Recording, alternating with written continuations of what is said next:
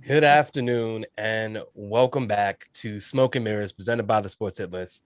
We were off on Monday, but we're back here on Friday and it feels good to be back. Gentlemen, how you doing? I'm your host. Let me start with this. I'm your host, Stephen Polius, alongside Declan Krogman and Greg Polius. Deck, as we all know, is under his loft still. Yes. Kenny Lofton out here. I had to start off the show with something that just wasn't really funny at all. But very happy to be here, obviously, talking to you guys. Looking forward to a pretty good show here. We got a lot to talk about. Yes, sir.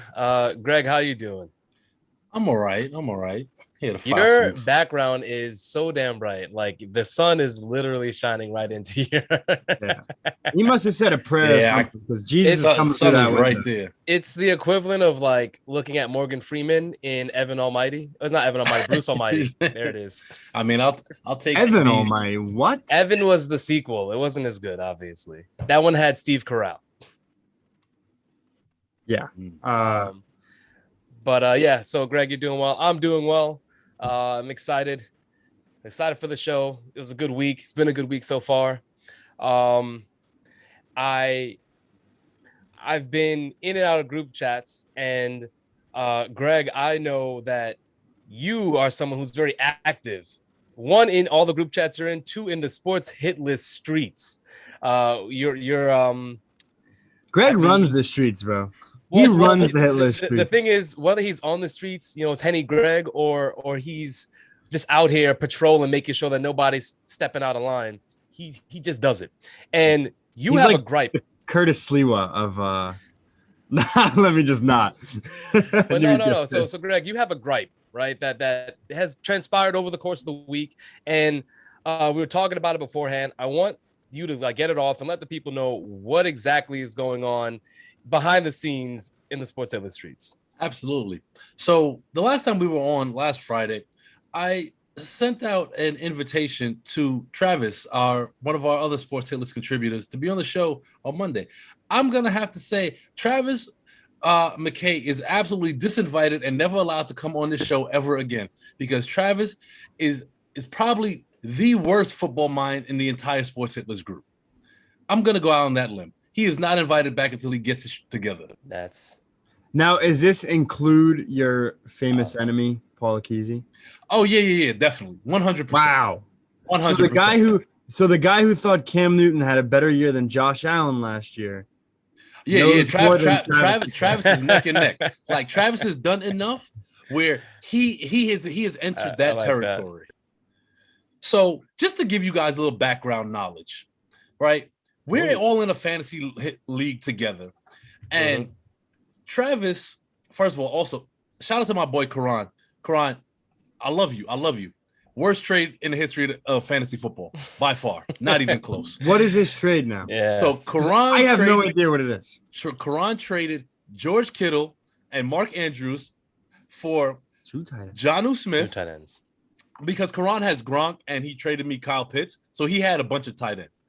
It was auto draft, so I'm not really faulting him for that. All right. I was not a tight ends. He went in with what is it? A tight ends only league? I mean, but he got back Jonnu Smith, Mark Ingram II, and Cortland Sutton. So essentially, he got back Travis's gym socks and Cortland Sutton. That's what he got back. That's a tough trade for Karan, I gotta say. Yeah. It's awful. And Travis tried to defend this. This is the worst part about it. And Chuck, shout out to Chuck. Chuck is probably the most objective person in the sports hit list. We love Chuck. He has no bias. He hates everyone. And the fact that Chuck came out so vehemently against this trade tells you all you need to know about how garbage it was. He's a good barometer for sure. He is. Chuck is a good barometer, and that's why he's in the championship of our fantasy baseball league. And that's also why after every trade made this year in the league, he hit me up to voice his real opinions behind the scenes. And that is how I got a nice gauge on the cusp of the league there. But that's a ridiculous trade. Oh my God. Now, what was even worse than the trade itself was the defense of the trade. That was worse than and I think that's my cue.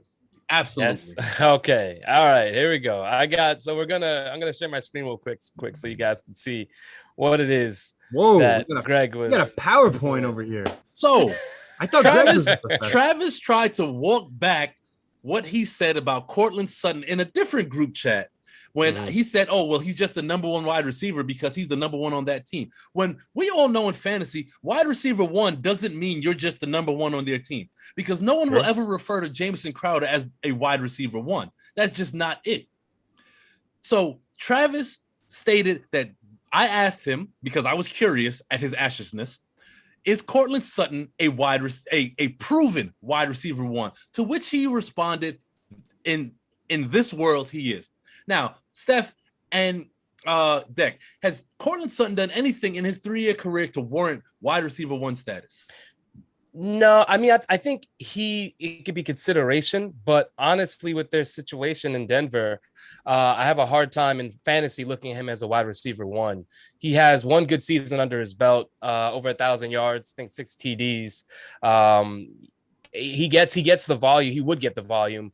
But I wouldn't look at him and say like this is my wide receiver. I wouldn't be happy with Cortland Sutton as my wide receiver. Yeah, I have a question. Wide receiver one, as in like on the Broncos, or like as in a wide receiver? So that's his out. He's saying he's a wide receiver one on the Broncos. But in fantasy, when you trade somebody, you can't just say they're a wide receiver one for their team. That is irrelevant to when the value you're getting is so much better. That's like saying I got an ace back in fantasy. You're getting 2 top 5 tight ends, and you're giving away, once again, his gym socks. That is what Travis gave away. Now, did we ask Travis if we thought Cortland Sutton was a top 15 receiver? We're going to get to that. We're going to get to that. Have we even asked? Oh, my God. As you can see right here, he says, you do realize this is only his 3rd year. But according to Travis, even though he only played, had a decent rookie year, missed all of last year, and had one good year, he is a proven wide receiver one. Next slide, please. You got it. I love that you're arguing with your wife in the background as wallpaper. That makes me think of the stuff I say so much differently now. Like, I don't know how you'd even get angry, but and me in shock and awe, seeing him actually taking his 2 good thumbs and typing this out in real time. 2 good thumbs. All right. Just flabbergasted that this is the logic that he's using. Right. He then says, oh, we got a little blurriness going on. What's going on here? Hold on. You good? All right. Okay. Good? Yeah, I'm good. I'm good now. So I tell him, having talent is one thing, because I'm not saying Cortland Sutton is not talented. That is not what I'm saying. I am saying he is not a bona fide wide receiver one that you deserve getting 2 tight end ones for at all. Agreed. Who are the tight ends you got again? Mark Andrews and George Kittle. 2 tight end ones, I would say. Yeah, to which he based that in 2 weeks they haven't done anything. If anybody bases 2 weeks of fantasy instead of what they've done previously, they're a fool. I mean, and Travis is a big fool, so it makes sense. So what is he? Wait. There's more. There's more. The story is still unfolding. Can I just say, I love how you fit like the F word in all caps in the word unproven. Like, that is low key. I want to say, like, that makes you such a scholar of our generation. I love it. Linguist. My vocabulary now. So I gave you my Jamison Crowder example, right? Mm-hmm. But Travis is actually in cap says yes, he has proven himself. Next slide, please. You got it. Greg, can I interrupt you for a half a second? Go ahead. I just got a text from my father, Brian. The third one. Yeah. Brian has said Brady Singer is a number 1 pitcher, ... all caps, for the Royals. I mean, this is what we're doing. And I think that's what he's sitting at. So I love the Braxton Berrios thing. That was hilarious, by the way. Yes. Travis is a Panthers fan, which makes this all like not even more worse than the Cortland Sutton thing. How so? Because Paul Lawson, shout out to Paul Lawson, Tap Dance Trav. That's what we're going to call him now. TDT, Tap Dance Trav. So shout out. Paul Lawson gets all the credit for that one. Mm-hmm. Now, he likes abbreviations, that Paul. He does. And Travis, yes, you are an absolute fool. And I'm about to prove it to you right now. He said DJ Moore wasn't it, which if you have eyes, it's impossible to even make that assumption. Mm-hmm. So as you can see in the screenshot here, So there's your Braxton Berrios example Yep. for your deck. That is that. Oh, dude, that's So sent me last night. I couldn't DJ, even- he said DJ Moore doesn't. He didn't see him. He didn't see him as a playmaker. He saw Cortland Sutton making big plays. That's what makes him a wide receiver one. So I said it doesn't matter how big your plays. Is your volume and your targets consistent, and are you producing at a consistent clip? Which is what DJ Moore has done since he's been in the league. And you see here, I'm not going to read this whole long thing, but basically what I laid out for Travis was the fact that DJ Moore, since he's been in the league, has produced. And it took Travis until after 2020 to say, okay, as a Panther fan, remember this, Travis is a Panther fan. Mm-hmm. He's finally sold on DJ's more talent. After 2020, 2 years of 1,000 receiving yards and 60 or 70 plus, 80 plus catches, lead 75% of his balls for first downs. And then Travis had the audacity to say that makes him a possession receiver. I mean, what are we really doing here? Travis, you are not invited back to the show until you start making sense. My thing is this. As much as I like DJ Moore, and I think we can all agree that DJ Moore is a better receiver than Cortland Sutton. Yeah. I don't think DJ Moore is a wide receiver one at this point in his career. So here's what I'll say to that. DJ Moore has not had consistent quarterback play and has still been one of the top receivers in several categories in terms of yards per catch.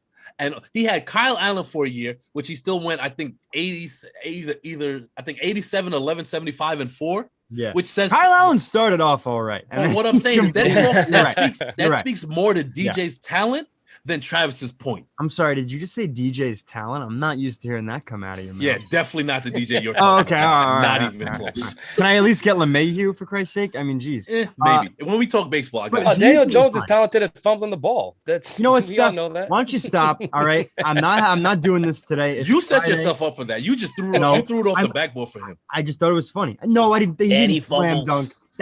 That was like a little wide open layup. But no, Finger DJ roll. Moore though. Do you guys think he's a top 10 receiver? I think it's arguable. Okay. I A case can be made, but he's probably somewhere outside. Right. Like Cortland Sutton is Totally. definitely not up there. Yeah. As no. of this season, as of the start of the season, barring these 2 weeks, he is outside the top 10 for me. Okay. DJ So Moore. right, and I agree with that. I think he's outside of the top 10. Thus, I wouldn't. I'll give him consider maybe a wide top receiver. 15, top 20. Yeah, totally. That I Yeah. would consider him more of a wide receiver too, in terms of a fantasy and a Yeah, football. yes, yeah. Okay. Yeah. That's Then we're all, fine. then we're all in That's agreement. fine. Yeah, but that But was it had that less to wasn't- do. That Sorry. wasn't the argument, though. Travis said Right. he wasn't sold on DJ Moore. How are you Oh, I'm- not I'm sold? sold on And DJ he's Moore. the best receiver on your team when you had shit at quarterback for 2.5 years. You had half of Cam Newton, and he still put up numbers. So again, okay. That's a And my thing. final proclamation here is Travis needs to be removed from the Sunday football panel. Wow. Absolutely, He's removed. calling for a resignation. Okay. After him saying that, and to this day, he still stands by Drew Brees deserving the MVP over Pat Mahomes, going for 5,050 TDs. He still stands by that nonsense. And then you have this Cortland Sutton shenanigans charade going on, and you expect us to believe he's the football guy? Bro, you're getting schooled by a guy that played baseball his whole life. What are we even doing here? Wow. That's sad. Is that it? As you take a sip. Yeah. He needs a sip after that one. Yeah, man. He's the well-deserving sip. The football team took a hit with Travis. I mean, hey, Greg, to be honest, I think with all three of us not being on the panel this year, the football team has taken a hit, and we're gonna have to talk trash. I'm gonna stop this share. I know. Do you need it still? No, I don't you need it. I don't need it. Yeah, Everybody you got saw off. You got Travis's off. ashes. And you know what? Yeah. I think, Travis, I'm mad at you because you covered Greg's wife's face on the screen with all your BS, and it's not called for. I don't like that. That's my only gripe with Travis. But who's gonna replace Travis? One of Rachel us. Nichols? One of us. Rachel Nichols, she does need a job. I mean, I guess she's getting paid, but she don't got no airtime, bro. Like Rachel Nichols could definitely come down. I'll tell you what. I'll take Cam Rachel Cam Newton Nichols. coming, like Carl said, I'll take Rachel Nichols' NFL takes over Travis's NFL takes any day. and they're both. Hold on, so I just want to give Trav a chance, right? He's real active in this chat right now, and he wants to talk about your trade. You traded C-Mac. Yes, I You traded C-Mac, and who'd you get back? I traded C-Mac and DK Metcalf for Cooper Kupp, Mike Evans, and Saquon Barkley. Okay. First of all, you can't talk about my trade because I actually gave up talent. You did not give up talent. That is a difference already. You gave up too much, in my opinion, honestly. And here's why I gave it up, because I had Lamar Jackson, C-Mac, and then my roster was barren. I was one of the lowest scoring teams in the league. So something had to happen to give my team some balance. Yeah. Cooper Kupp, while he may not be a wide receiver one fantasy-wise, with Matthew Stafford under center, he's going to take off. And I'm not just going by these 2 weeks. Yeah. I'm going by everything I've read from camp and stuff like that with the chemistry they have. All right. To the point where that's his go-to target. That's what I'm looking at.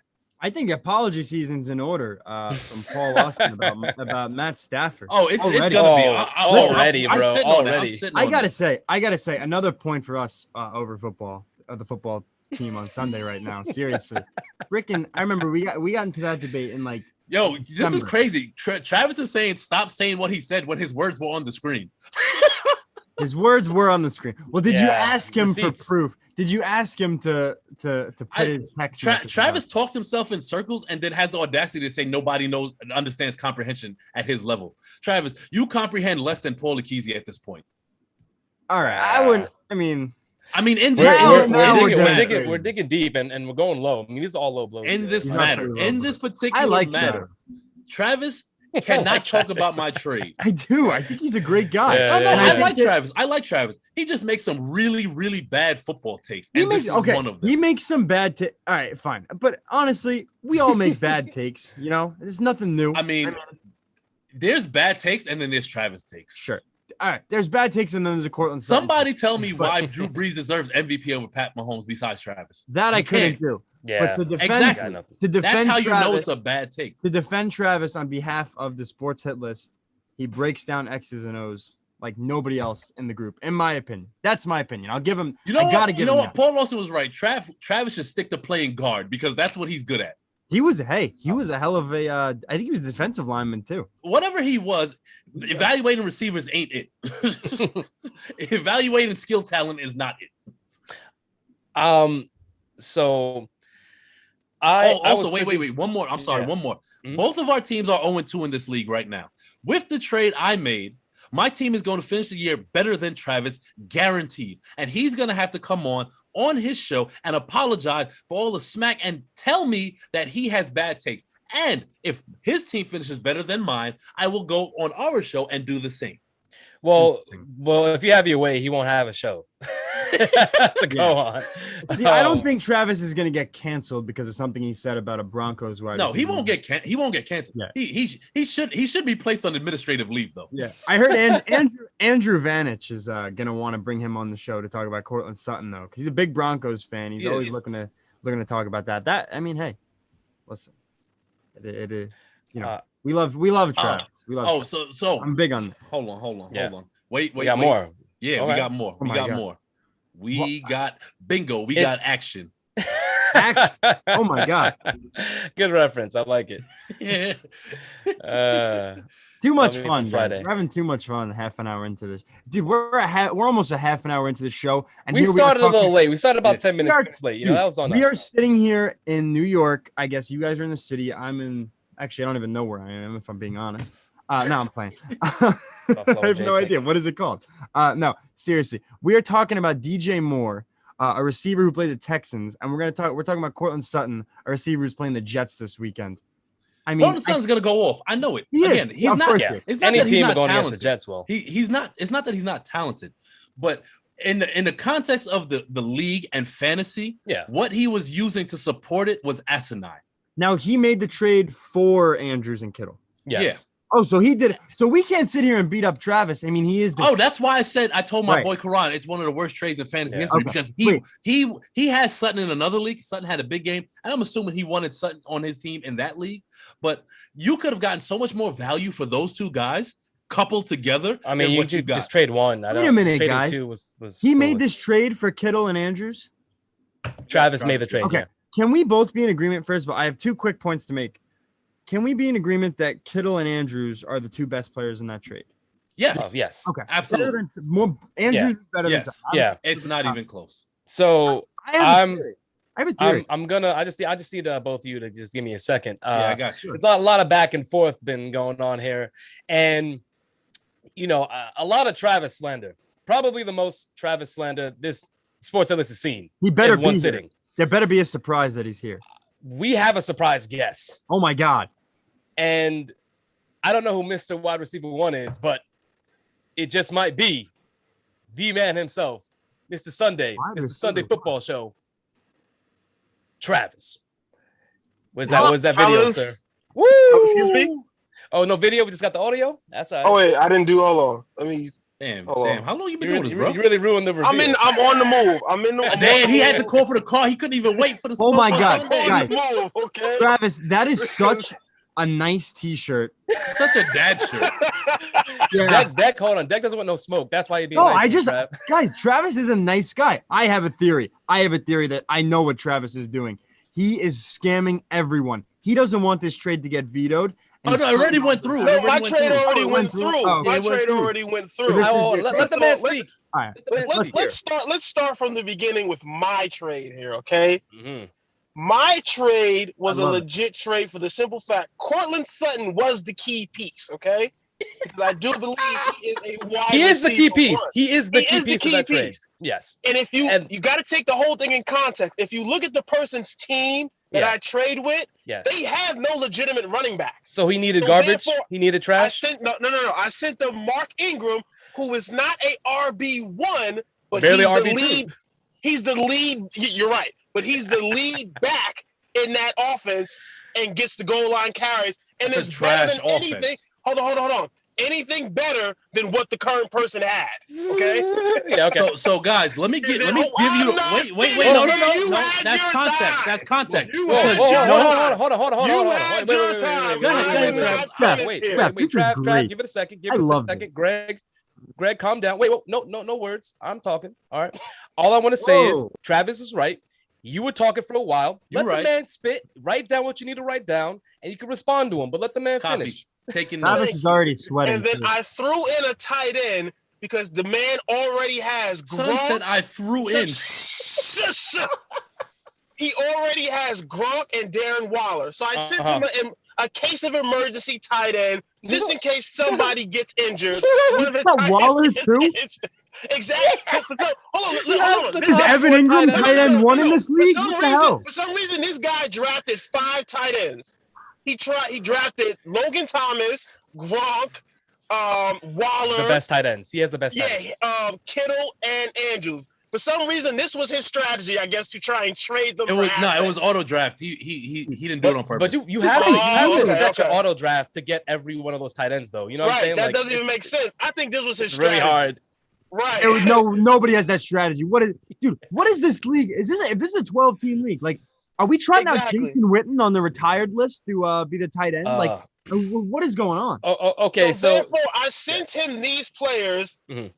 Like we said, the key piece was Cortland Sutton because he needed another wide receiver. Mhm. I mean, Tyler Lockett, he can be iffy, and I don't believe him and DJ Metcalf go off for fantasy purposes. You prefer Sutton over Lockett? Wait. He has Tyler Lockett. But my thing is, DJ Metcalf and Tyler Lockett rarely go off for fantasy purposes at the same time. I agree with that.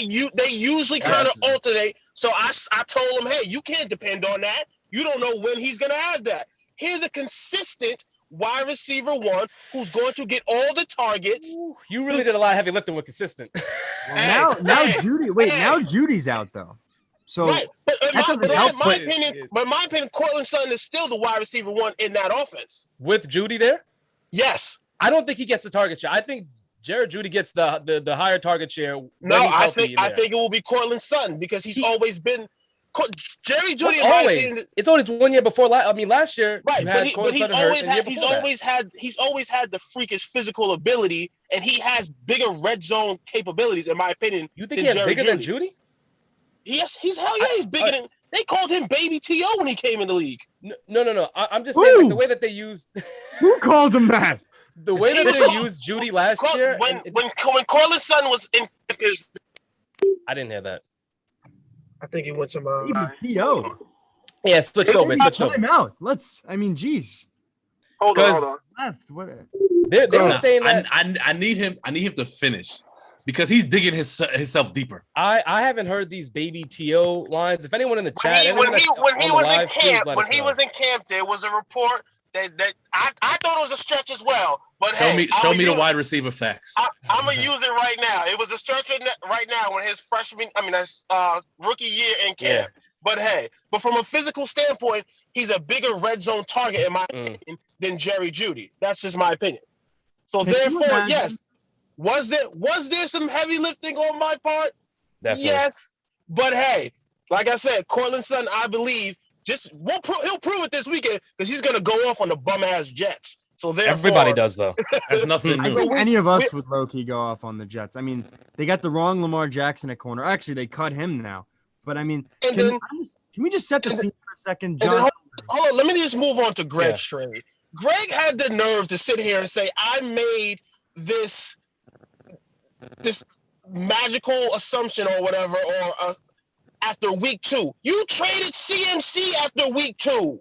Who does that? He got hurt. Now, so I mean, no, that's hindsight 2020. You got to evaluate it at the time. It is. But he is an injury-prone guy. He made that same evaluation after week 2. No, I didn't. He was going to trade the number 1 player in fantasy football after week 2. You made the same evaluation. So no. That after week 2, I made this evaluation. I didn't make my evaluation based on I think you're conflating some things there, Travis. It does sound like you're trying to make your argument work, and it doesn't work. And then my thing is, as far as the tight ends, after 2 weeks, Kittle, he wasn't putting up the monster numbers that he could. So therefore, I had to try and take him off in hopes that he does produce. I mean, because you know his track record. Exactly my point. But I'm taking a leap of faith. It's not guaranteed. Leap of faith, it's not really a leap of faith. Yeah, let's not guaranteed. Stretching a lot of words. Consistent. Listen to that maniacal laugh. He doesn't even believe the words that are coming out of his mouth. It's not a guarantee that he goes off. I'm hoping. First of all, I recognized that my team was bad, which is why I needed to trade a piece like CMC. To get and I value. recognize that did you have the first pick in the draft? I don't remember. I auto draft. I was in a championship game when my team was drafted. Yes, so I don't even know. He was. You had to but do it overall. I made the same assessment. My team needed help. And then now let's move on to DJ Moore here, because we're not going to sit here and do this with DJ Moore. Okay? Not me. Hold on. No. Travis, hold on, real quick. We have been on for a while. Deck did point this out. I want you to get through all your points. But if you could give us the abridged version, that'd be great. Gotcha. I got you. I said that after DJ Moore had about 700 and something yards his rookie year, and then he went off for about 1,100 yards his year 2. Mm-hmm. After year 2, I said I am not 100% sold that he is a wide receiver 1 yet. Okay, that's 1 year of major production right there, and I didn't see the big playability that he has at the time. So but that's also like Teddy Bridgewater throwing under. Well, hold on. Let finish. That's not after year 2. Last year was year 3. That was Teddy Bridgewater.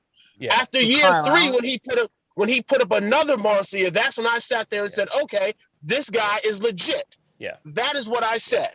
Okay, real quick though, just to respond to that, Cortland only has 1 year, and you're saying he's legit. He hasn't had 2 years of production like that. Because I've seen the physical big playability. I mean, let's be honest. DJ Moore showed a lot more than Sutton, especially after the catch. DJ Moore did a lot with nothing his rookie season and his second season. Those yards he put up weren't because he was thrown into great coverage or he was given like deep balls. He was catching intermediate passes and taking them to the house or taking them deep. Yes, DJ Moore to me showed more with his physical ability than Cortland Sutton did. That's always been his thing. Yards after the catch. Yeah, but to me, I was still kind of. Is he the big red zone target? Is he the big play? I was not 100% sold. I needed to see more. You can still say that on Sutton too, though. I don't believe that. I believe Sutton has 1 year. I've seen the big 1 year. I've seen the big playability. He had the 1 year production and the big playability. DJ Moore's made big plays his whole career so far. I will sit there and take that. After year 2, I was not 100% sold on DJ Moore. I will say that. But after year 3, I have been sold on DJ Moore that he is one of, you said. Your car really trying to take your Bluetooth back and forth, boy. His car don't believe him. His car must be a real Panthers fan or something. So you slandering DJ's name. You know what I'm gonna say? Well, Yeah, hit a deck real quick. You know what? The one thing I'm gonna say, going back to the Cortland Sutton, I just can't get this baby To out of my head. Like, I can't let it go, guys. I'm not letting it go. Reference thrown around in training camp. I can't remember by who. Yeah. At the time, It sounds like fake I news. thought it was crazy. I thought it was crazy as well. Yeah, Yeah, I'm just imagining this right now. I just want to set the scene for a minute for the viewers. John Elway walks into camp in Denver, right, at the practice facility, and he hears that this receiver that he drafted is being compared to Terrell Owens. But then he turns out to be Cortland Sutton. How do you think he feels after that? Probably not that great. I think the comparison was from a size speed standpoint. As far as I think that's where the comparison was. But like you said, when I heard that comparison at the time, I also said, okay, that's kind of a stretch. But I think it was more from a size speed type of thing, in my opinion. So we found someone who was sold on Sutton quicker than Travis. Whoever that. Yes. I mean, John Elway is also a terrible GM, so there's that. All right, so let Greg. I want you to get off because I want you to say what you have to say. You waited very patiently. Yeah. All right. What's your response? Mr. Wide Receiver 1, and here is why you are supremely full of shit. Okay. All right. The running backs. Listen to the running backs of Travis's team, and remember, he gave up Mark Ingram. Context. He has Kamara. Fair. You were not going to give him up, but he also has James White. Melvin Gordon III, James Robinson, and Trey Sermon. You're telling me that Mark Ingram was who you gave up in that deal? Yes. He's a finesse god. He's not going to give up on the other guys if he knows the offer. Right. Yeah. Why would I have to if I don't have to? So, okay, cool. So you're admitting that the offer was trash, but he just wanted it because Karan accepted trash. What was needed to get the job done? And here's my thing, right? I think in regards to you, Travis, you definitely finessed, right? Like, there's no way to justify that because you're trying to the whole issue is you're trying to justify the trade. There's no justifying giving up 2 top 5 tight ends and getting back Cortland Sutton. He's not worth 2 top 5 tight ends, just isn't. And then shout out to Peter in the chat. He did ask this question. I thought it was very valid. He asked, "Son, no, I'm sorry, I lost it. It just tracked up. I know what it is. I remember. You know what it is? He was saying essentially that Kittle and Andrews finish top 5. Will Sutton finish top 12? He won't. He probably won't. No. You know, and that's just the value. It is possible that Andrews doesn't finish top 5. Yeah, it's possible. It's possible. But there's more upside for Andrews than I would say Sutton. And as far as just production, and as far as what we've seen in track record, I believe that the trade was very lopsided. There's no way to justify it. You won for sure, Travis, in this trade. And Greg, with your trade, you gave up too much, in my opinion. Giving up C-Mac to me was enough. You didn't have to give DK at the same time because before the injury, CMC is the standard. He is the gold standard. Yeah. So you trade away one running back like that, an RB1 that no one else can really compare in the league. You don't have to give up a wide receiver. He said he wouldn't have made the deal, which I thought was a little crazy. Ray, shout out to you. I thought that was a little crazy, but yeah, I would have given him something less. I wouldn't give him DK. Can I say my problem on Greg's end with the deal? Yeah. Is okay. You give up CMC. Obviously, we know he was consensus number 1 pick for the most part in fantasy leagues across the country. Yeah. Injury prone last year. You know, injury. Yes. Yeah. Obviously, running backs are injury prone, but he was out for a good chunk last year. If you're trading a guy like CMC, especially for a running back that's a first-round running back in Saquon Barkley, you're going to want a guy that's not injury-prone. You traded an injury-prone running back who has produced significantly more than Barkley to get another question mark at that position. I wouldn't want to trade for Barkley. So here's the thing. Based on all the rosters in the league, he had the best wide receiver talent. Who did you get back again? Cooper Kupp and Mike Evans. That's a haul. Yeah, it's good. Who'd you get besides CMC? DK. It's steep. Steep. And I still have AJ Brown. So my receivers. Yeah. I mean, AJ Brown and DK Metcalf are gonna be very similar. Like, I don't want to say that you don't want to have both of them on the same team, but it's still good production. It's still really good. No, totally.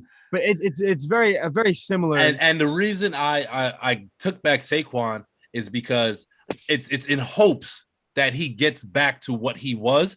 I mean, if he doesn't, it sucks. Yeah. But what it did do is it balanced my team more than what it was. I wouldn't have did it for a couple reasons. Right now, Nick Gates, the center, they're not even talking about season ending. They're talking about career ending. What just went down on Thursday and watched. Yeah.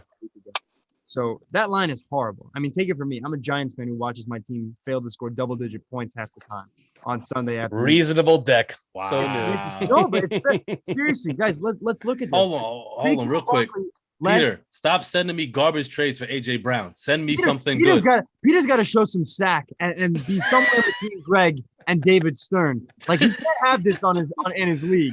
It's unbelievable. First of all, if you're a commissioner in a league, how do you have a guy on auto draft picking all the tight ends off the friggin' board? Who's his quarterback? Very ridiculous. Like, his quarterback is Pat Mahomes. I think he took Pat Mahomes number 1, actually. Okay. All right. Well, I mean, yeah, that's why he didn't get Kelsey, but he has every other tight end. He's got every other tight. Yeah. He does. How does he, bro? Jonnu. I almost left Waller. He had Waller. I mean, yeah. Shame on you, Travis, by the way, giving him Jonnu. That I would have rejected the trade just because you sent back. What is Jonnu going to do on his bench? What the hell? What? No. Jonnu is there so he can drop him in a week. Tight end. I told you. Would have been better off sending him a kicker, honestly. Just in case one of his top tight ends went down, he still had another one to replace it. Yo, Travis. Look at this smirk on this man's face. The day he puts Jonnu Smith in the starting lineup is the day that all of the tight ends that he picked just hit the lottery and decided he didn't have a choice. He had 5 of the tight ends. You didn't have a choice. I didn't have a choice. There were a lot of choices given him maybe other than Mark else. Ingram and he had Jonnu. 5 tight ends. I didn't have a choice but to put Jonnu Smith. Wait, hold on. Why do we have Travis on? You didn't. Quran to justify this? Right. He's the guy we need to talk to. This is the guy who doesn't want to see Travis, you didn't have to put a tight end in there knowing that he had those. You didn't have to do that. You know what you were doing. I tried to sit it. Like I said, it was a case of emergency. Just in case one of his tight ends went down, he still had a reasonable backup. Nah, Travis is addicted to finessing, boy. You addicted to finessing, boy. Deck, what you were saying about my trade, I understand a lot of people wouldn't do it because a lot of people are hesitant to trade C-Mac. But you had to make a move. No. And again, you also have to make a move with a person's roster that your team is compatible with. Yeah. Always, It takes a lot to make trades. I should know. I made 2 all year. So given it could have been an overpay. Absolutely. There was nothing wrong with moving C-Mac. I just think DK Metcalf didn't have to be a part of the deal. I would have loved to keep DK, but I don't think it would have worked out the way I wanted to. I think out of DK, Evans, and Cup. What is that? Highest out of DK, Evans, and Cup, the highest ceiling is probably DK.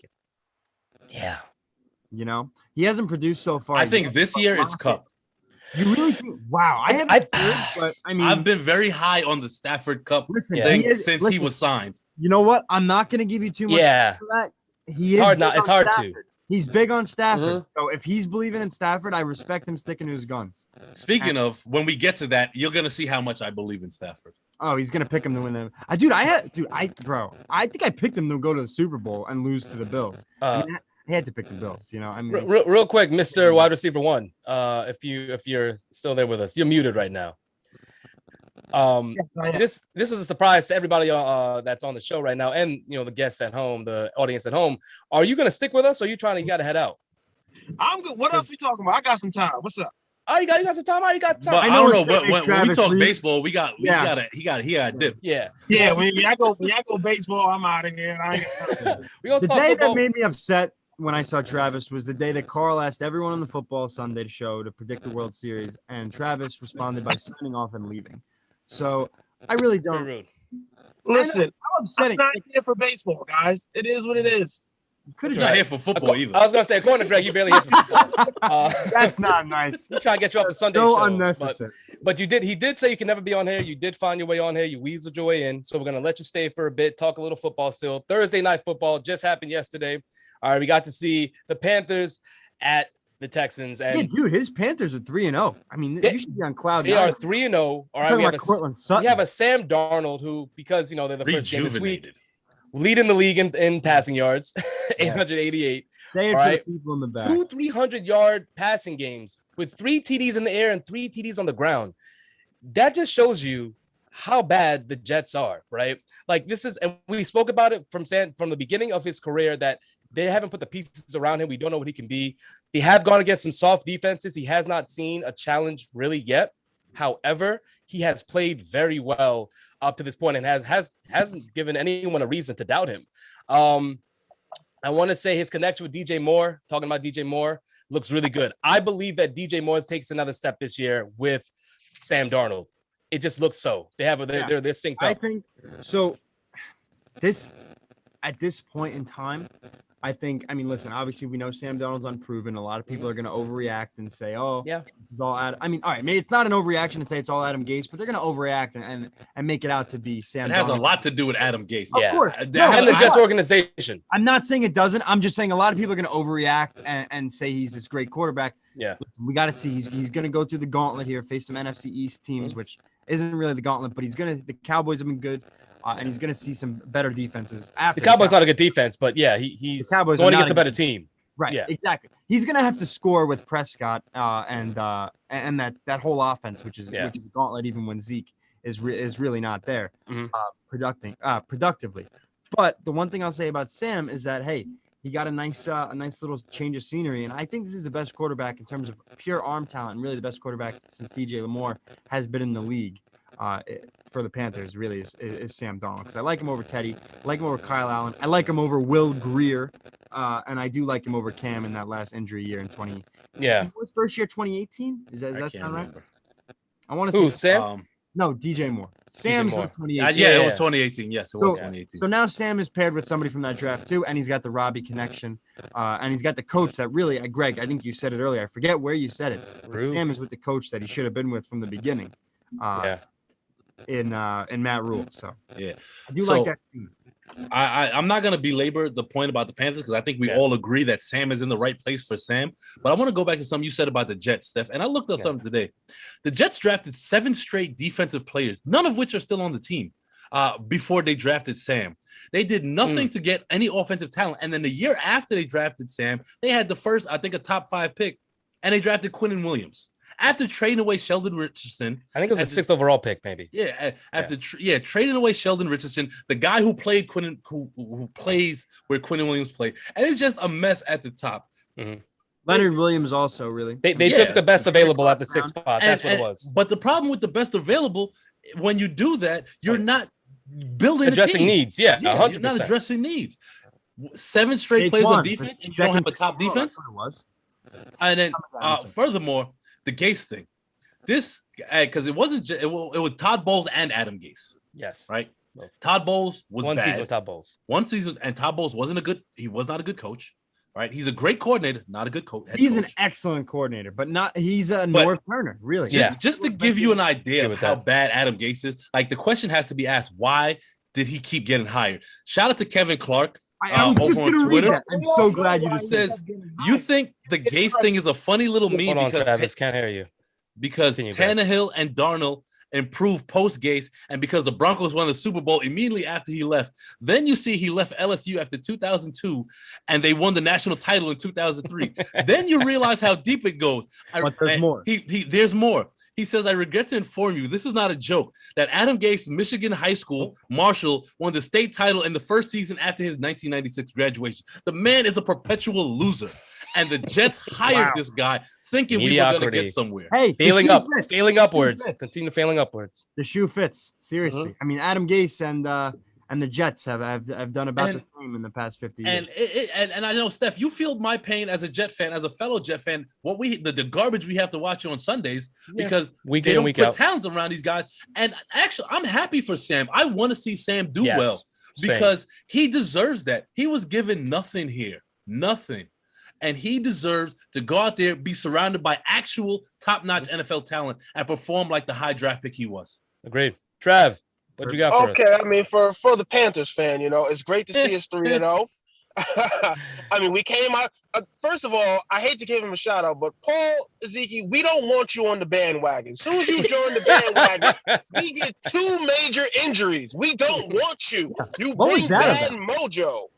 He brings bad mojo. I don't want him on the Panthers bandwagon. We got 2 major injuries now. But I mean, it's great to see us 3-0. I mean, next week I think will be a true test. We're going against Dallas at a high-powered offense. I want to call it a true test. Definitely offensively, yes. Defensively, it's still our defense. It's going to be a true test for our defense because I'm saying for Sam Darnold, it isn't a test. I was saying for the Panthers. Panthers, yes, overall, yes. Defensively, we look good the first 3 weeks. So now we're going to go against a high-powered offense. And we're going to see what we're really made of. Mm-hmm. I mean, it sucks that we've lost J.C. Horn for the season with the broken foot. Hopefully, yeah, he's going to have season-ending surgery. Hopefully, we can get CMC back, in a couple weeks. But I think we look good, like you guys said, man. Optimistic, yes.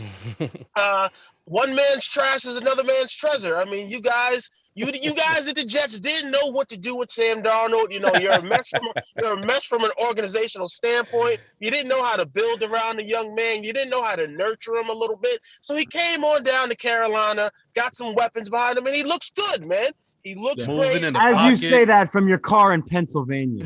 You ain't. Actually, I'm in New York, so shut up. Okay? Where are you? Clocking, homie. You clocking him. Right. But like I said, he looks good, and I hope he's just be able to continue. I'm hoping Chua Hubbard. I hope this. I was gonna speak about him. I hope he can. He looked good in the preseason. Impressive college career as well. Looked pretty decent. Yeah, impressive college career. Looked pretty decent in the preseason. All right, now, kid, we're gonna give you the rock. We're gonna.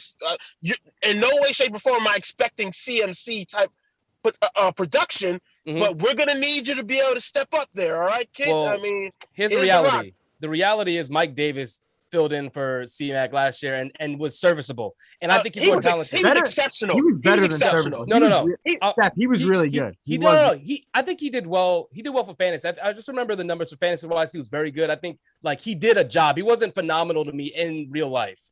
He did what he had to do. He exceeded expectations. Yes, he definitely did. Yes, it was low expectations. That's why. And because he's Mike Davis and no one knew him. He definitely filled that void. Like the production level. I'm not saying he wasn't productive. The rush. Nobody is CMC, but he exceeded expectations. It was a lower expectation. I think Hubbard has high expectations just because of the pedigree coming into it, right? And you're seeing what Mike Davis is doing right now out in Atlanta. It's a bad team all around, but you have they're talking about Cordell Patterson getting more exactly. This is the same player a year ago that you're saying phenomenal, and it's just because expectations were low. I do believe that Hubbard has the talent. He was 11.52 last night when once C-Mac went down, 4.7 yards per carry. All right, pretty good. And he had 3 catches for 27 yards on 5 targets. He's going to need to fill the void. And I think he has more talent than Mike Davis to fill that void. Rookies are real tough to measure. One good game could lead to another bad game against a better defense, a better scheme. But talent-wise, I think it's nice to see him there because he can, I think, fill that void and give you the production you need that Sam Darnold needs. He was a pick that we needed for this exact situation right here. Just in case CMC went down, a talented running back who can step in and hopefully fill some of the void. You know what I mean? Because nobody can fully fill keep that the void. Chains moving is really what it is. I think is what you want. That's what you wanted from Mike Davis, and he did that. And I think Hubbard can do that and then some just with the talent. It's just, it's about opportunity, and hopefully the skill level and the talent just allows him to exceed expectations. Right. But I do want to mention the Texans. All right, I know they're like a footnote in the NFL at this point, but I want to say Brandon Cooks. A lot of people counted him out because Tyrod Taylor was throwing to him. Travis called attention to this last night. Why does the NFL not respect him? I don't get it. I get it. He's been nothing but consistent. Career. How many? All he does is produce 1,000-yard seasons. Guys, he came into the league with New Orleans. He was one of the fastest receivers in the league. 98. I wanted him in Carolina. We ended up with Kelvin Benjamin. Weren't the Jets also looking at him too? Like the Jets were interested in Cooks. I feel like that draft here. There's a chance that they were, but there's no way that they were going to draft him. They always take a defensive player in the first round anyway. But I see the production, right? So you have Mills, you have Davis Mills throwing to him. No one's excited about Davis Mills. The final score was 24-9. All right, he was in over his head. He had a good drive, and then I think that's good drive. I mean, that's nice and that's cute. And we could talk about one good drive, but the whole game just didn't amount to anything. But just because he outplayed Zach Wilson, doesn't mean he was good. True. We're not going to talk about that though. But what I like to see is because there's at least one quarterback in my lifetime that I've seen that I just did not understand how you could not hit your number one receiver, and that's Brock Osweiler. Like the fact that DeAndre Hopkins had his worst season with Osweiler behind center is wild to me. But here it is. Mills comes in 11 targets, 9 receptions, 112 yards. He threw to the guy that he needed to throw to, and he produced. Brandon Cooks does nothing but produce. And at this point, it's like who's behind center doesn't matter. That team is really bad. And, Mark Ingram, as we already know, is not doing anything for anybody, fantasy or real life. He's like top 5. He's the lead back. He didn't even lead in carries last night. Listen. In for the season, Mark Ingram is like top 10 or top 5. I want to say in carries. In the league, he's being fed. That's right, because the first game he had like 26 carries. In fantasy, all you can do is ask for opportunities. I mean, Travis, stop it. I'm not gonna let you sit on here and try to make a case for this guy. Or Jonnu Smith. Jonnu Smith is not getting any opportunities. Mark Ingram just isn't the guy, right? He's not that guy, pal. I don't know. Do we have any updates on Tyrod Taylor? I don't know if it's a long-term. He was put on IR, so he's out for at least 3 weeks. We got more updates on Deshaun Watson. At least 3 weeks. Last night. Yeah, they refused to play Deshaun Watson, so it's gonna be Mills, as we know. Well, all right. It's not like they refused to. All right, this whole situation is so crazy. He's not prevented from playing, from what I understand. Right, but if the second they activate him, the NFL. I've heard there's a consensus that once he gets activated, I know the situation's complicated. Once he gets activated, the NFL is already configuring some potential punishment, whether he gets convicted or not. Right now, I don't think the NFL just doesn't get it. The issue, the situation is ugly all around. But the thing is, the NFL doesn't necessarily have to do anything right now because the Texans are not playing him. They let him sit at home. I think he's getting paid like $10 million out of his salary. So, like, people keep wondering why the NFL doesn't put him on that commissioner exempt list because they don't have to. The Texans aren't playing him, so why would they have to? But the Texans already took care of the situation for them. If they go to activate him, I think they won't. They won't. They won't. They won't. But I think they're not going. And the Texans are acting in fear. And really, I think that there's inside conversation in the NFL and the Texans that, look, listen, if you put this guy in, there's going to be a punishment. Conspiracy theory. No, I wouldn't go. All right, this is not Newsmax. All right, it's a fair statement. All right.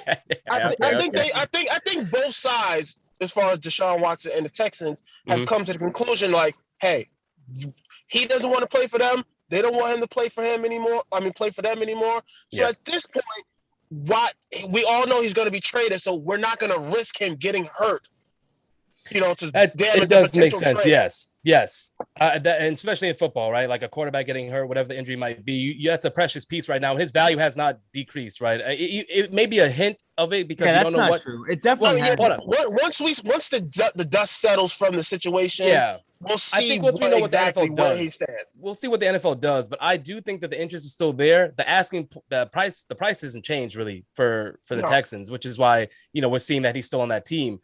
Someone might pay it though. So then the interest and the stock definitely dipped on him.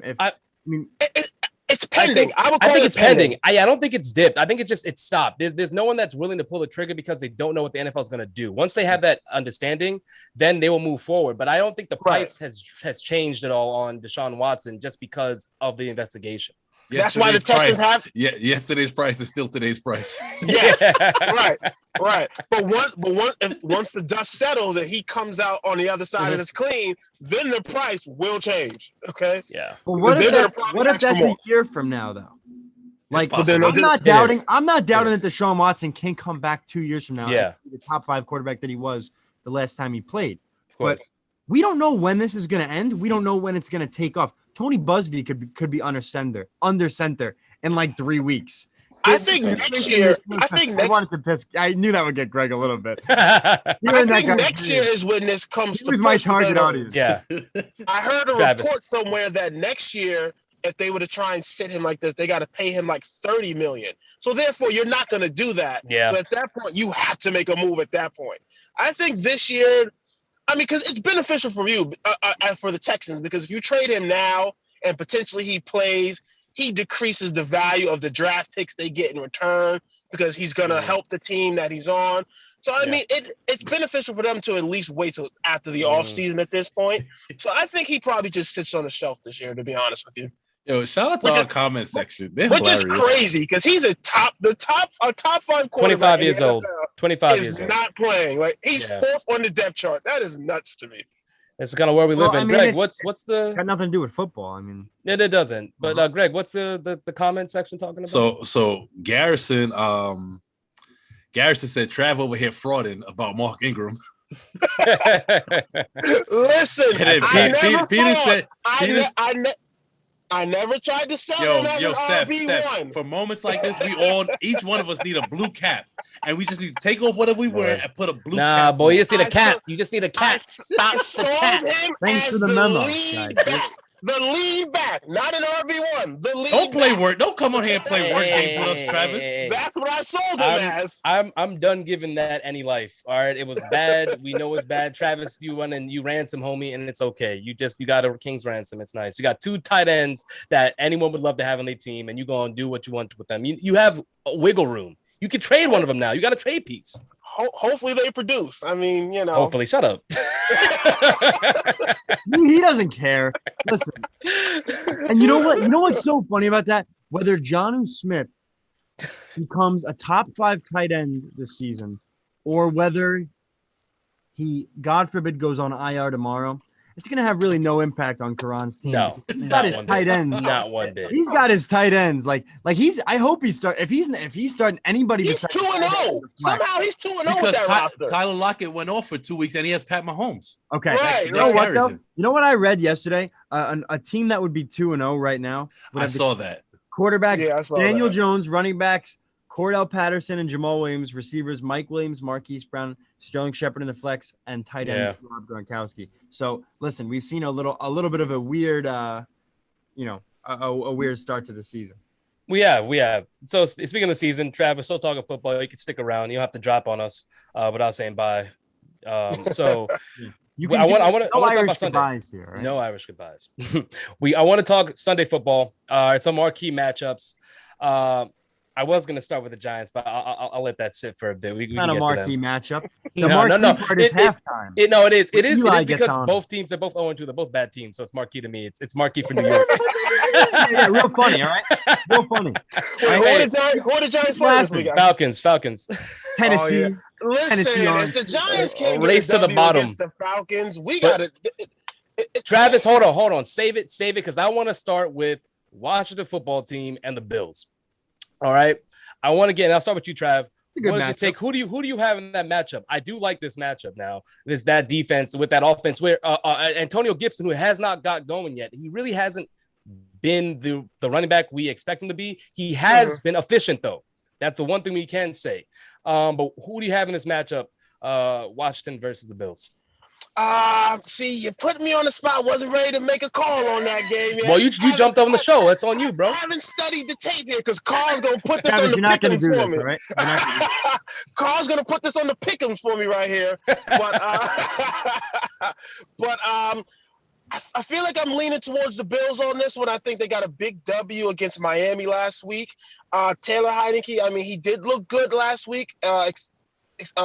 Besides that last-minute interception. Nice play by Bradbury. Right. Bet you wish you still had him. But I think Cole Beasley will be big on this one because he'll help in the short passing game mitigate that strong pass rush that the Washington football team has. So hopefully he'll be able to get him in the slot right there. We still need the Bills to develop some type of running game. I mean, Josh Allen can't be their best running back for another season. This is nothing new, though. This is nothing new. And but if they want to go to the next level, they can't continue this. They have to find a way to implement a stronger running game, at least serviceable. Yes. At least threaten the defense with it. We could be looking at a mid-season trade. Really, is what I would hope for the Bills as a supporter of Josh Allen. But I mean, depending on the record, they might even be trading sooner, right? Yeah, I mean it's 1-1. But I mean, the next level is what? Super Bowl? I mean, like that would be the next level of this team. All right, that the expectation. You went to the AFC Championship, so expectation, yes. Yes, 100%. Shout out to Rick, first of all. His team put up a goose egg. So I mean, everyone, and he was there. You're something else. Wow, the elder statesman. No one comes for Rick. Nobody comes for Rick, and then there's Declan. I see why it's called smoke and mirrors. Jesus, slander. Got mad at me last weekend. I had to say. Deck is salty. Don't worry, Rick gonna have a chance to clap back. I'm sure he will. But you know what? Hey, He put up The as Giants much, 0-2. He put up as much points as his team. You know, if you mention the Giants one more time, I swear to God, I'm getting on a flight at All I'm saying is the Miami put up a goose egg, but they're 1-1. That's all. They gotta win. They gotta win. What's your win column look like? Just like the Jets? Hey, my win column right now is an offsides penalty. So that's a bad thing to hang your hat on. oh, it's horrible. It's so bad over here, bro. Yeah. Okay. So I just want to go around. We have those are my emojis, Rick. All right, you're not gonna my move. Deck, who do you have in this matchup? Bills, Washington. Who you taking? I got the Bills. I think it's gonna be a big game for them. 1-2 and 2-1's a big difference. I think Taylor Heineke had a lot of success going up against that Giants defense that has not been the defense that it was last year. That has really just been faltering so far the first 2 games. But we don't need to overact, immensely because it is the first 2 games. But I will say he's gonna have different success against the Bills defense. That again, as I mentioned before, shout out to Miami Dolphins in their own building and limited Big Ben and the Steelers offense, who granted have some problems, but the defense has shown me some good things so far. Decent turnovers and stuff like that. I really like some stuff I've seen from the secondary on the Bills. I'm sorry to give a Travis-esque long answer, but I got the Bills. Hey! That means you're showing your work there, young sir. You're in college. Remember, you're showing your work. Right. Hey, like you know what? it. I was never good at math in high school, so I'm showing my work somehow. I'm sure. There you go. I'm gonna go Bills. I think that Taylor Heineke kind of gets put back down to earth just a little bit.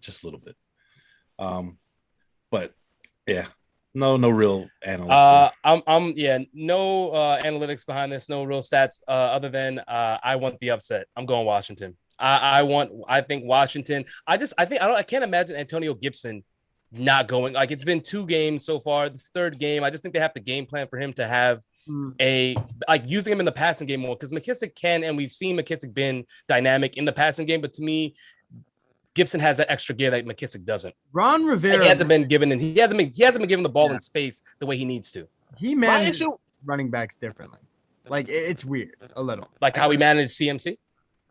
No. That's a very nice little comeback there. But no, I'm talking about what we saw last year. I remember Greg was complaining about this. Greg, can you draft this guy every year and we got to hear the same nonsense about this?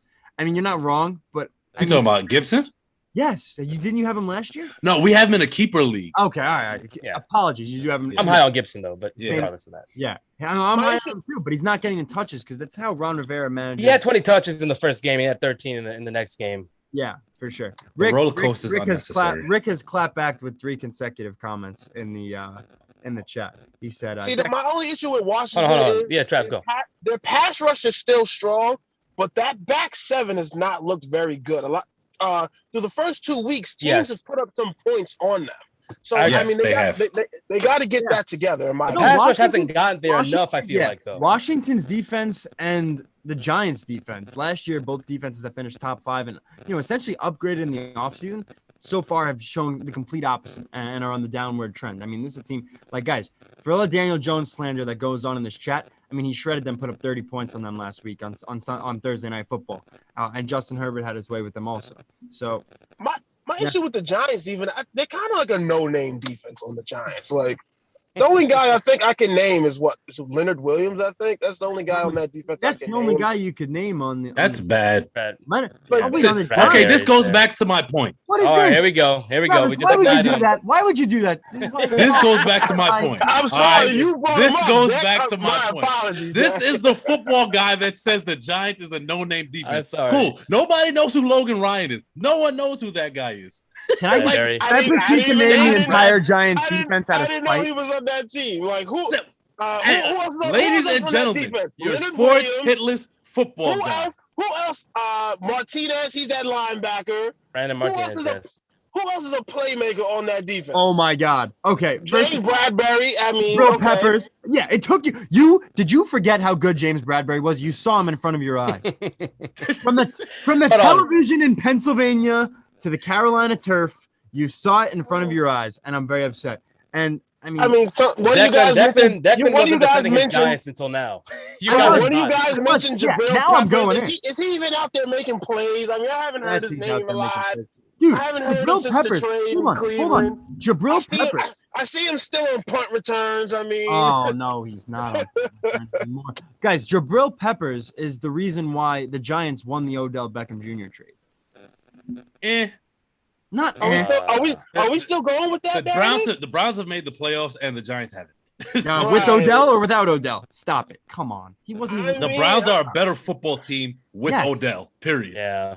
The Giants are not a better football team with Jabril Peppers. Right. Well, they're better for what they got. I think the jury's still out to say who won that trade necessarily. It's hard to say. I would say that too, because Odell hasn't played enough. Like, so we don't. Jabril hasn't really done anything impactful to be like, yeah, he won the trade because we have him. He's been a very good safety. He's been solid, but my Dexter thing Lawrence is that, has not impressed me the way he needed. Defensively, like it's hard to really say you have the impact. There's certain players that can do that game in, game out, and you're like, man, we're better for having him. He hasn't really been that guy. Right, but to that point, Beckham has not been that guy either. But he's been hurt. And when he was on the Giants. That's why I'm saying the jury's still out. So, we can't just. You know what's crazy about that? Won. Yeah. Odell has performed at such an exceptional level early in his career that even when he was in Cleveland and he got over 1,000 yards and like 6 or 7 TDs, it was considered not that good. It was a quiet 1,000. Yeah. Hold on. That's because it's Cleveland. That's why he didn't have 6 or 7 touchdowns. He had 2. There's a definitely low TD year. But hold on, you look that up, Greg. I want us to keep moving. We're getting bogged down. Travis. Now I'm going to say this real quick. I know on the Sunday show, Carl gives you all the airtime, but I need this one to be tight, real concise. Okay. All right. I'll do my best. It was four. All right. Was it 4 TDs? Okay. All right. So I want to get to this next one. Big one. Greg's really excited about. I am as well for our fantasy purposes. Bucks versus Rams. Both 2-0 teams. Looking at some potent offenses. Marquee matchup. Since we see we have a new quarterback behind center, and unfortunately Goff is out in Detroit being Goff. This is a matchup that you want to see. Like and this is good for the NFL. So who do you got? Bucks versus Rams on Sunday. I think I'm gonna go Rams on this one. The Bucks defense has not looked as strong as it did last season. So I think I'm gonna go Rams on this one. I think it's at SoFi. Am I correct? It's in LA, correct? Yes, it is. Yes, it is. First time Brady's playing in LA in his entire career. Right. The Rams have looked really good. I mean, they're gonna have to they've always found ways to manufacture a running game, and I think they still will, even with who knows if Henderson will play. I'm gonna go Rams on this one. AD will be able to do what Tom Brady hates, disrupt him up the middle. Gotcha. Deck. Another AD in LA. Well, I'm gonna love to save Greg's pick for last. I think that is gonna be the most. I got you, buddy. Don't worry about it. But I'm gonna, of course, I got you. I'm gonna have to go with the Bucks here. I think that Super Bowl defense is gonna come into play again. I didn't like how close they played the Cowboys, but maybe that was just me as a Giants fan not liking that. I believe in Matt Stafford. I'm in Greg's camp with that one, an underrated quarterback that never got the love throughout the years. That was on a bad franchise, and he's having the time of his life in LA, going to Dodgers games after practice. I mean, that's a sentence that should really just be immortalized for a second there. But I'm going to have to go with the Bucks. I think Brady's going to do his job, and I think that you're going to see more from Chris Godwin that we've seen in a minute, and AB is going to do some numbers as well. And I think – Oh, do we know if AB's playing yet? No, AB has. I think he's on a COVID protocol. Is he officially out? Because I did hear like some. I wasn't sure if he came in contact. We don't know if he's we don't know if he's vaccinated yet. If he's vaccinated and he gets 2 negative tests 24 hours apart, he can play. He's expected to miss week 3. Yeah. Okay, so he's probably not vaccinated. My assumption is that he's not vaccinated. High key, good for Mike Evans. Good for Mike Evans, but he's also gonna have Jalen Ramsey on him. So. Fair enough. As much as I don't like good for Gronk. Gronk's about to eat again, boy. Right. That I don't know. Ramsey versus Evans matchup is going to be a good one. Who knows? Ramsey. Ramsey's all over the place. He might move around. Honestly, between Godwin and Evans. Because and now here's the thing. Listen, Jalen Ramsey used to annoy the crap out of me as a fan. But he is far and away the best cornerback in football. Like, he is so good. And just the way he moves around, it's not even just the fact that he's the best cover corner in football. It's the fact that he hits like a freaking safety and a linebacker all the time. Like, we see him lay guys out. The way he tackles, the way he's all over the field. And now that he's wearing that number 5, he's back to single digit, his college days. Hold on. With that being said, I think it's disrespectful just to call him a cover corner. I'm calling him the best DB in football. Yeah, I'll agree He's with that. Yeah. He's all over the place. He plays nickel. He plays down there in the box. He's all over the place. Woo! Dude, Do that to yourself. I Real look quick, like I just hung out with Seth Rogen and Snoop Dogg right now. Oh my God. That's bad. And Bellinger. Wow. So I told Travis you did a good job keeping it tight. Deck, and he went a little long. Greg, I need you to go right now. Give me who you got. Also, shout out to Mama Crogbit for noticing the sippy cup. I'm crying because I miss my mom. That's probably what it is. Crying 'cause I miss my mom. Oh, college. I got upset. The Bucks have been dealing with some injuries in that secondary, and I think Matthew Stafford is going to exploit that. I do think it's actually going to be a high scoring affair because I think this is the one offense with Brady at this height of his game right now. It doesn't matter what defense you play; he's going to find a way to pick you apart. Yeah. So I see a game in the low 30s, going down to a last possession or two. Those are two really good defenses, even with they really are with the injuries. I'd argue that their offenses are better than their defense. The Rams, it might be a little debatable. Bucks, definitely. Yeah, but only reason I say currently really good football. No, say for the Bucks currently, the way that they played thus far, Tom Brady's outshined. Brady has like 9 touchdowns. And the one thing I will say is we haven't even really seen the Rams offense hit on all cylinders and look at how they've played. You know, and again, this is without Cam Akers, with a serviceable Henderson. Robert Woods hasn't gotten off like that. Neither has Higbee. So if you're able, who's the guy that hit on that really long? Van Jefferson, Florida Gator. Yeah. There you go. Look at this. Wait, wow, dude. Yes, I will say I'm just to move along. I'm gonna go with the Bucks. I just think that Tom Brady will be able to handle himself under pressure. He looks locked in thus far, having the chance to have that preseason, have those reps in. Bucks line is very underrated. I think if the Bucks get to the defense, if they get to Stafford, it's going to be a little tough for him. I think that, especially if they don't have the running game. I don't know if Henderson does as well against that Bucks front as he needs to for Stafford to have a great game. So it's close, but I'm going Bucks on this one. The Rams offensive line has been playing a lot better this year. They got a new O-line coach in there. They have been playing at an elite level, that whole unit. See, this is what I mean. New offensive line coach. That is Travis McKay breaking down X's and O's. I tried, Dak. I tried. I cannot turn my back. There will be no Travis slander for me. I mean, you were upset about his Yankees. I mean, he's talking about your Giants. I appreciate it. But it's okay. We won't go in on that. Hey, Dak, was that little sly comment? Don't let him divide us, Dak. All right, don't let him divide us. No, we're uniting. And you know what, Travis? I'll give it to Chicago, that defense, but Indianapolis kind of like I mean, not that they're bad, but just not what they were last year. But moving on, Travis, right back to you. Chargers versus Chiefs. We have two teams that are 1-1. We did not expect the Chiefs to be 1-1 at this point, but a big upset last week. Who do you got in this matchup? Are you going to go against Mahomes? I will not go against Mahomes. I think coming off that loss last week, I think they're going to get back in. My issue with the Chiefs, this whole experiment of Chris Jones playing end on first and second down and then going into defensive tackle on pass rushing situations, I don't think it's working out too well. I think we need to just keep Chris Jones on that interior. They need to get that defense back into form because they're starting to let them down again. So hopefully they can get that turned around. And we got to get Clyde Edwards-Helaire going. I mean, he needs to be more of a factor in this offense, in my opinion. I agree with that. I'll be quick. I'm going to go Chiefs, and I'm going to Garrison, the LSU fan that I love to hate. Is it coming up on time to say CEH is a bust? Is that time coming? Hey, as an LSU fan, no. I'm going to say no. I'm an LSU fan. No. I'm not taking anything you say seriously. Let's see. Is it about X's and O's? No. And Jack, what about you? What you got? I'm gonna go with the Chiefs on this one. I like what everyone said, reasoning wise. I think that fits perfect. Love it. Look at us keeping it tight. All right.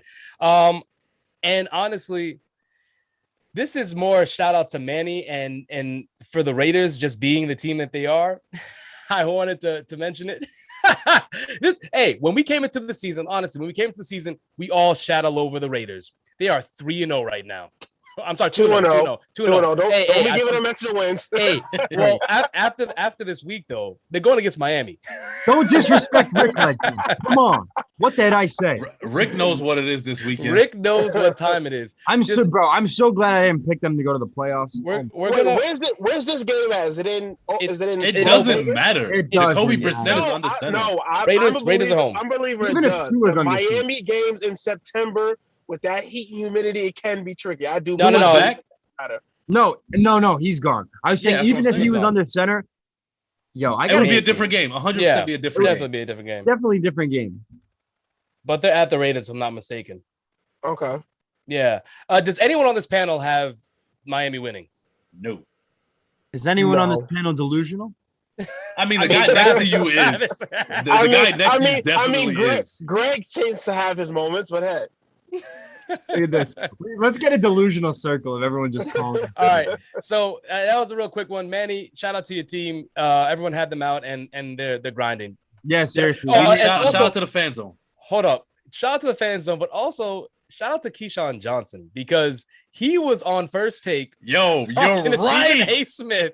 And he was like, I have Derek Carr as I forgot what he said exactly. Like it's like a top quarterback in this league or an elite quarterback, something like that, something ridiculous. I think it was a top 5 quarterback. Yeah, Stephen A went in on him and it was hilarious. But Stephen A took some big L's with Greg's Florida Gators. Yes, I mean, listen. We haven't been on a week. I know there was a mismanagement at the end, but the Gators really played the best team in the country. Very tough.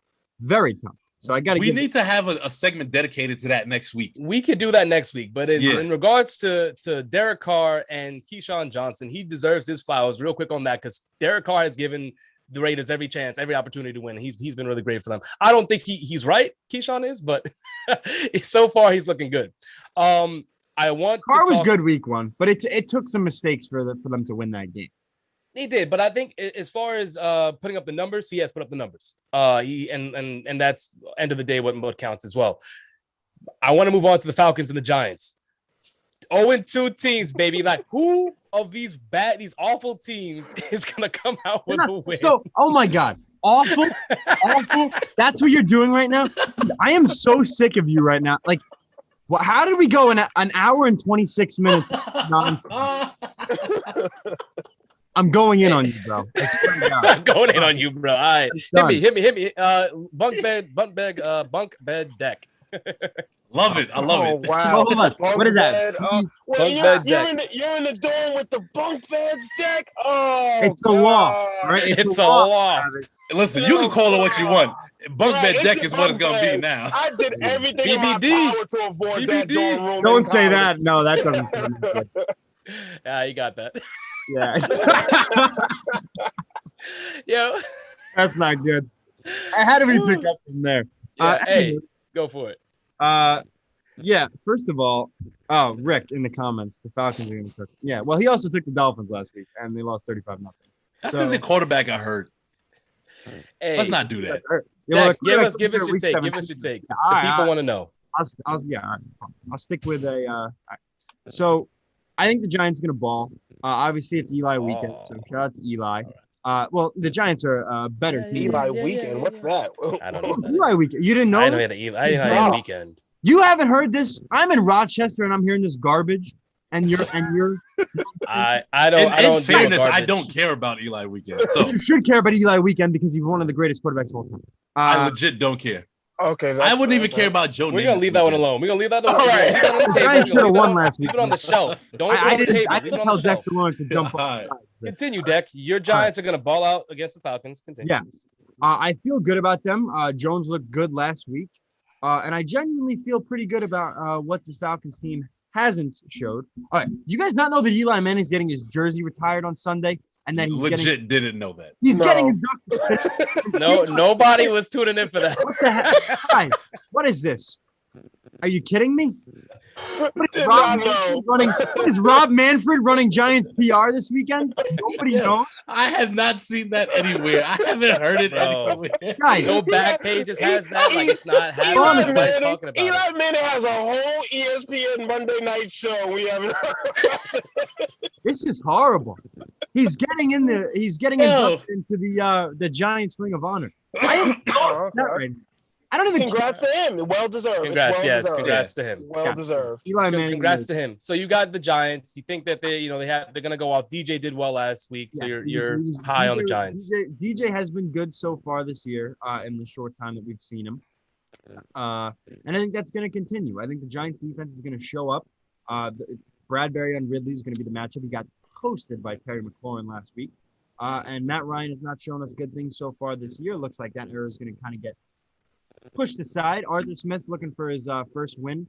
I don't think he's going to get it. The Giants have been having trouble stopping the run, but I think they will be able to contain Cordell Patterson and Mike Davis to the best. Cordell Patterson about to go for 100 on y'all, boy. Watch out. We're not the Jets. All right? We're not the Jets. Yo, book it. We all talk on Monday. Book it. Rick is getting on my nerves in the comment section. It was the Giants hot take emotion. Oh, wait. Hold on. Oh my God. I'll be quick, Steph, Yeah, because yeah. Deck said something that I found really interesting as to why I'm exactly not picking the Giants. He said Terry McLaurin cooked James Bradbury. Calvin Ridley is twice the receiver Terry McLaurin is. Well, what do you think is going to happen That's there? disrespectful to Terry. Adjustments is going to happen. Right. Wait. That's the shocker Also- coming from you. You're a big Terry fan. Yeah. I am a big Terry fan. I Twice think the Calvin- receiver?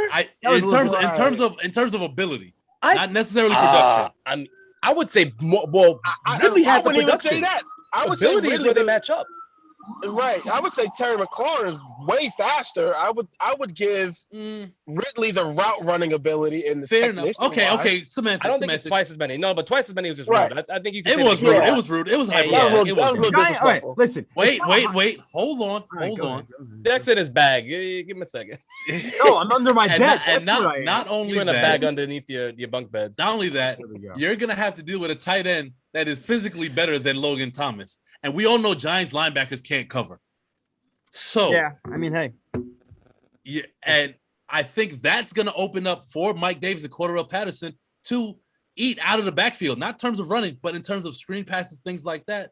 I don't see a high scoring game, but I do see the Giants losing because that's what bad football teams do. Also, the last thing I will say is they played two tough games, one against the Bucs team, who's probably going to run away with their division, and against a gritty Philadelphia Eagles team that will be better than Giants. Well, I wouldn't call the Philadelphia Eagles gritty. They're going to win 6-7 games this year at most. So that means you're winning 5. Oh, that means we're winning 8. 8 games. That's Wow. fine. 8. I didn't hate the X's and O's. Yeah. What are You the guys are old- laughing like literally. You're talking Yeah. about Washington potentially winning the division, and really, I got the Cowboys winning the division. Cowboys? Yeah, I got You're the talking about Cowboys. the Washington will be in that conversation. Wild card. I had Washington. So you have them in the play. I do not have two teams coming out of that division. Yeah, I don't- No No. shot. I'm sticking by what I said in the beginning of the season. I'm not backing off of it. I said this before the games were played. I said Washington was gonna make it. So yeah, I made a mistake when I typed. that was in- when he had Fitzpatrick or whatever. Yeah, I made a mistake when I typed in the predictions. I had the Washington over the Cardinals. Two teams are not coming out of the NFC East. There's just that's going to be a scrap for that division. The Cowboys should have the talent to run away with it, but that division is going to be tough. Yeah, it's going to be a scrap between Washington and Dallas, and hopefully the Giants can get in. That's Okay, Washington and Dallas. So I wasn't sure if you were saying like the no, Giants. it's my biased pick. Absolutely my biased pick. I can make one biased pick. That's fine. You can make as many as you want, bro. No, I can't. Seriously, what are you going to do? It's your show. You're a mainstay But on the for show. Rick, Saki for Rick Steph. to sit here and say that this is a Giants hot take emotions. The Giants are favored by a field goal in this game on their own turf. It's not a hot take to say they're going to win this weekend. But Greg, to your credit, as you take a nice little sip of, I'll just Whatever say you're orange drinking. juice for the viewers at home. For the kids. Yeah, there we go. I did like the way you broke it down because the Giants have had a problem on defense, and it really starts with tackling and getting off the field on third down, which is something they have had a tremendous issue doing. So if they can find a way to, get off the field on third down, I expect the offense to score on Atlanta's defense. I like Bryce Hoffman last week against a better defense, playoff defense last year in Washington. So I'd like to see them, and I think they will. I think that we're going to see Shepard continue to go off. That's what I see, because I don't think that defense as a secondary in Atlanta is anything to write home about. I could see Shepard going off mostly because the other Giants receivers just aren't stepping up. He's getting the targets. I mean, it's a conservative offense, and Shepard fits that. Yeah. Slayton had a good rookie year. Him and Jones actually had a solid connection because, from a passing standpoint, Daniel Jones's statistics his rookie year were pretty decent, especially for a rookie. But Slayton really fell off, guys. I mean, this is a guy who we had I loved him coming out of Auburn in the 6th round. That was somebody I had on the board in the 4th round. He slipped to 6th, and he wound up being good. Last year took a little bit of a step back. That whole offense took a step back. And it starts with number 8 under center. Yeah, of course. No, it does. Guys, let's not forget he was injured like 4 games last year, and he missed 2 of them, played with a couple of them. So, I mean, Colt McCoy started a game or 2 games, I believe. And that was the offense was really a crap show. I'm gonna not say the S word on the sports. Honestly, Carl's cursed on here. At this point, I'm like, it don't matter. Once Postman did it, I was like, all right. Carl dropped the F-bomb a couple times. Right. I was trying to be real diplomatic about things. I'm like, I'm letting it all fly. Listen, my mom's watching. I don't want any angry. Hey, all right, cool. I get it. Ma, it's okay. It's in the spirit of the moment. Nah. He under that bunk bed, boy. He can't say no curse words. No, yeah, I'm gonna jump up and slam my head, and I'm gonna Deck, put some respect on. Deck is born. Hey, Trav, give me your take, boy. Who you got? You got the Giants? Yeah, because what's going on in Atlanta is it's trash down there right now. I mean, I think they're gonna really live to regret not taking a quarterback. I mean, I will agree with. I'm not gonna sit here and say Matt Ryan's washed, but no, he's not Big Ben. But they needed the next up. He's not Big Ben just yet. It's time. There should be a transition plan in place at this point. That defense down there is not looking good. I mean, Arthur Smith, who I believe one day will be an NFL owner because his daddy owns FedEx. I mean, you're not wrong. Right. Hopefully, it's when Dan Snyder. Not to be not to be confused with Dan Schneider, the alleged. Declan, you got the okay. Just no F-bombs. Just let you know. What you say? No F-bombs? Arthur Smith is finding out it's a whole lot different when you don't got Derrick Henry in the backfield. Okay. Yeah. But I think this is a get-right game. I think this is a get-right game for the Giants. I mean, we can all agree that the talent is there offensively. Defensively, I mean, they got question like marks, I said, man. Yeah, they're okay. They just got to find a way to put it all together. I don't know why. Daniel Jones, stop turning the ball over. Please stop turning the ball over. He got 1 turnover so far. But it was a stupid ass fumble. It's just bad. It's just in the worst moments. Right? Yeah. Sometimes that matters. A turnover in the first quarter does not have the same value of a turnover in the fourth quarter. Okay. Mm-hmm. I mean, it just is what it is. Was it like with 2 minutes left in the third, or was it like 10 minutes in the fourth? I mean, they were, but the problem is they were driving and they had the momentum. Oh, it was horrible. It was horrible. But my point is, stop turning the ball over. That's fine. He has turned the ball over once. And hopefully Saquon can get going. But I think this is a get right game for the Giants, and I think they get right. Okay, book it. Spencer Rattler is going to be the Atlanta Falcons' next quarterback. That's a great take. That's a really good take. I wish, for Eric Siegel's sake, the Steelers would go like 2-15 this year, and he would be the quarterback. I think Houston's going to have something to say about that. But okay. We shall see. I think Spencer Rattler is going to have something to say about that. I don't think there's any way you could go wrong with these two bad teams. I was leaning Falcons initially. I do favor the Giants. I agree with you, Travis. It is a get-right game. I think that they have a chance to bounce back offensively. They have the pieces. Saquon can show us what he used to be able to do against a defense like the Falcons. And you know, I'm not saying run for 100, but at least have some big chunks he can break off because we just haven't seen that yet. Who? From who? Saquon. He had No. a 40. He had a 40. No, that was that. I thought that was a screen pass. That wasn't a screen pass. Yeah, I'm talking about. Yeah, I think Was it a screen screen pass. pass? Yeah, I don't think it was in a between the tackles or even Yeah. bouncing outside. So just running the ball. We saw in his You're first 100% year when he got space, he was explosive. We just haven't seen it like that this season. I hope it happens right now. And for my fan, Oh, there it is. When is freaking DJ Nero over here? What This is is not this? 97. What the hell was that? Yo, What Steph. goes on here on Smoking Hold on. Mirrors? Oh my, Oh my Am I god! back? Hold on. I'm like, what are y'all talking about? It doesn't show on my screen right away. Dude, So he said the word What'd it fan sound for like? like every turnover DJ's had in his career. what was the think he- word? Bro, What it was the word? you was about to say fantasy and it cut off at fan and it was like DJ Clue was scratching. It's funny when it's a Yes. good word that it catches. Sometimes it just be Right. weird and awkward. I know. I wish it was like the F bomb or something. That would But yeah, I was saying for my fantasy team, I'm hoping that Pitts does have a good game and he's getting the targets. I think this could be the game where he actually puts an exclamation point on his. Titans haven't done much against the Giants this year, though. So far, Not if what Deck considers Jabril Peppers the winner of the trade gets right. listen. All right, Travis. That's his job. Winner of Jabril the Peppers, trade. come on now, that's your job. Yeah, you know what Cover Jabril the tight Peppers' end. job? You know what Jabril Peppers would do really good at a job of? Covering Cortland Sutton one-on-one every week. That is a Digs good keep callback. coming. That was a good callback. Oh Digs god. keep coming. Well, I want to thank you, Travis, sorry, for coming Chris. on. I know you were it was told that you were not allowed on here. You snuck your way on. I will say, What can as I far say? I sneak my way into the back of the club. That's what I do. as Forget that, Travis. We all know you're the bouncer. he's Like, not.